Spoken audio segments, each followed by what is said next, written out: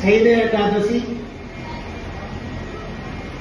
చాతుర్మాస వ్రత ఆరంభ యోగిని ఏకాదశి, మహా ఏకాదశి, ఇటువంటి పవిత్రమైన ఈ రోజున భారత జాతిని జాగృతం చేసి దేశభక్తిని, స్వాతంత్ర దీక్షను, జాతి సమైక్యతను సంఘటితం చేయడానికి తన ప్రాణాలను సైతం త్యాగం చేసిన వీర నారి ఓ ఝాన్సీ లక్ష్మీబాయిని అతి పిన్న వయసులోనే విధవరాలయ్యి తన జీవితాన్ని ఒక ఉద్యమంలా మలచిన ఓ తువ్వూరి సుబ్బమ్మను,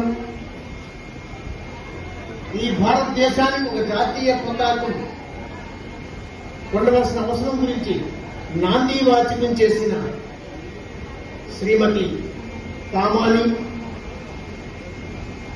ఏమయ్యా గంట సేపు ప్రసంగించావు, ఈ తెలుగు నేల మీద నా కవులందరి గురించి చెప్పావు, ఈ గంట ప్రసంగంలో నీకు ఒక్క స్త్రీ గురించి కూడా నువ్వు చెప్పలేదంటే ఈ సాహితీ సమావేశానికి స్త్రీ జాతి మీద గౌరవం లేదు కాబట్టి మా స్త్రీలంతా కూడా వాకౌట్ చేస్తామని చెప్పి ధైర్యంగా మహిళా పక్షపాతి స్వాతంత్ర నాయకురాలు గుర్నవ లక్ష్మీబాయి ఆమెను, అదేవిధంగా భారతదేశంలో అతి పెద్ద రాష్ట్రం ఉత్తరప్రదేశ్, అటువంటి రాష్ట్రానికి గవర్నర్ చేస్తూ తన ఇంటిని తానే శుభ్రం చేసుకునే అతి నిరాడంబరాలు మహిళా నాయకురాలు జ్ఞాన కోకిల ఓ సరోజిని నాయుడు గారిని,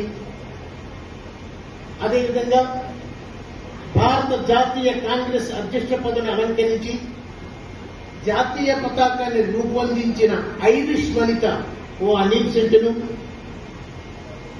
she is worth more than 100 sons. I will repeat it. She is worth more than 100 sons అని భారతదేశగత ప్రపంచ ప్రఖ్యాత శాస్త్రవేత్త, father of Indian nuclear programme, ఆయనే ఎవరో కాదు, పార్కులో కూడా పనిచేశారు ఈ ప్రహ్లాద శాస్త్రి గారు. అది మీ అందరికీ తెలుసు. ఆ పేరు ఎలా వచ్చిందో, హోమీ బాబా. అలా అటువంటి హోమీ బాబా చేతే కొనియాడబడిన ఓ ఇందిరా గాంధీని, అలాగే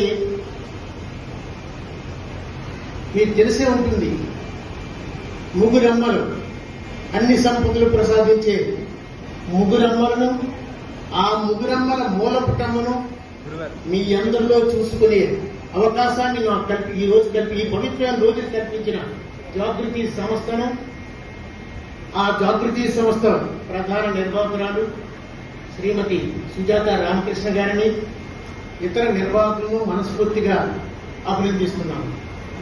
ఈరోజు ఈ మధ్య మీరు రాజకీయ మీటింగ్లకు ఎక్కువ వెళ్ళి ఉంటారు, ఎవరు చప్పట్లు మాత్రం కొట్టకండమ్మా. నేను పూర్తిగా మాటలు అయిపోయిన తర్వాత మీకు ఏదైనా నచ్చింది జ్ఞాపకించుకోండి. ఒకవేళ తప్పు అనుకుంటే క్షమించండి, తిట్టొద్దండి. ఒకవేళ తిట్టాలనుకుంటే మీరు సుజాత గారు తిట్టండి, వారే నేను తెచ్చారు. అందుకని మీరు ఎవరు చప్పట్లుద్దాం, జాగ్రత్తగా వినండి చాలు. ఈరోజు వేదిక మీద అధ్యక్షుడు అమకల్ నాయుడు గారు, అదేవిధంగా మిత్రుడు సుధాకర్ గారు, ఆర్ ప్రసాద్ గారు, సుజాత గారు, ఇంకా డైరెక్టర్స్ అందరూ కూడా ఉన్నారు. వారికి, ఈ నారీ శిరోమణులందరికీ, పత్రికా విలేకరులకు నా నమస్సుమాంజలు. ఈరోజు నిజానికి ఈ పొదుపు సంస్థ, ఇప్పుడు ఈ పొదుపు సంస్థ ఎలా అభివృద్ధి చెందిందో కూడా విన్నాను గత 3 దశాబ్దాల నుంచి. పొదుపు గురించి ఎవరి దగ్గరైనా మాట్లాడొచ్చు, కానీ పొదుపు గురించి స్త్రీల దగ్గర మాట్లాడితే ఒక టెండూల్కర్కి క్రికెట్ ఆట ఎలాగో నేర్పుతున్నట్టుంటుంది. ఎప్పుడూ కూడా స్త్రీమూర్తుల దగ్గర పొదుపు గురించి మాట్లాడకూడదు. ఎందుకంటే పుట్టుకతోనే స్త్రీమూర్తి పొదుపుకు ఒక పర్యాయ పదం, పొదుపుకి ఒక పేరు పెట్టాలంటే అది స్త్రీ. ఎందుకో చెప్తారు, ఏమనుకోవద్దు మీరు. ఎంత పొదుపు చేసే వ్యక్తి అంటే స్త్రీమూర్తి తన బిడ్డ కోసం మాత్రమే పాలను పుట్టిస్తారు. గుర్తుంచుకోండి, పాలు ఎప్పుడు వస్తాయంటే ఒక బిడ్డ పుట్టినప్పుడు వస్తాయి, అంతే కదా.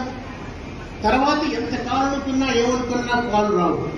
తన బిడ్డ కోసం పోషక పదార్థాన్ని, ఔషధాన్ని, వాటన్నిటినీ కూడా అలా పొదుపు చేసి తన బిడ్డ పుట్టిన తర్వాత మాత్రమే పాలు తెప్పించి ఆ బిడ్డకి ఇస్తారు.